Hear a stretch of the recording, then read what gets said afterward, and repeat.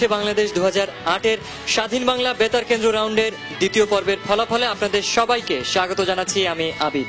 মিনা শাহরিয়ার আবেদ 2005-এ NTV আয়োজিত close up 1 প্রতিযোগিতার মধ্য দিয়ে আত্মপ্রকাশ। প্রথম আবির্ভাবেই সবার মন জয় করেন গলার সুর আর কাজে। শুধু রবীন্দ্রসঙ্গীত গেয়েই স্থান করে নেন সেরা 10 জনের মাঝে। পাগলা হাওয়ার বাদল দিনে পাগল আমার মন জেগে ওঠে, পাগলা হাওয়ার বাদল দিনে পাগল আমার মন জেগে ওঠে।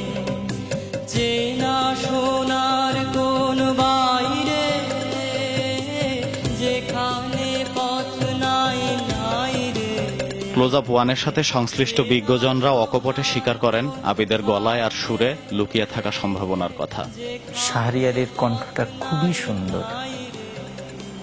তানপুরার সাথে যদি একটু নিয়মিত চর্চা করে আরো অনেক ভালো গাইবে। বাংলাদেশের কয়েকজন হাতে গোনা রবীন্দ্রসঙ্গীত শিল্পীর মধ্যে ভবিষ্যতে ওর নাম থাকবে বলে আমার বিশ্বাস। আবিদের ইচ্ছে ছিল প্রতিষ্ঠিত একজন সুরকার হিসেবে নিজেকে গড়ে তোলার। শখ ছিল উপস্থাপনারও। স্বপ্ন ছিল দেশকে কিছু দেবার সঙ্গীত আর সুরের মধ্য দিয়ে। আমার এই দেশের মানুষের অনেক কষ্ট, অনেক। এজন্য আমি তাদের মুখে হাসি ফোটাতে চাই গান শুনিয়ে। আর আমার গানের অনুপ্রেরণা সর্বপ্রথমেই আমার দেশ আর আমার দেশের মানুষ, আমার মা বাবা। ব্যক্তিগত জীবনে ঢাকা বিশ্ববিদ্যালয় থেকে বাণিজ্যে স্নাতকোত্তর ডিগ্রি নেন আবিদ। এরপর একটি বহুজাতিক প্রতিষ্ঠানে ইন্টার্নশিপ শেষ করে যোগ দেন বিজ্ঞাপনী সংস্থা মাত্রায়।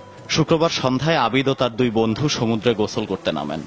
প্রবল স্রোত তাদের ভাসিয়ে নিয়ে যাবার সময় এলাকাবাসী আবিদ ও মোস্তাকিনকে উদ্ধার করে। মুমূর্ষু অবস্থায় দুজনকে কক্সবাজার সদর হাসপাতালে নেওয়া হলে চিকিৎসক তাদের মৃত ঘোষণা করেন। আশিক নামে অপরজনকে এখন উদ্ধার করা সম্ভব হয়নি।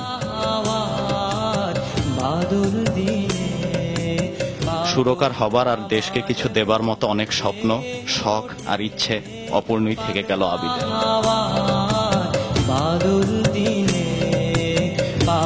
Wahidur Rahman, NTV news desk.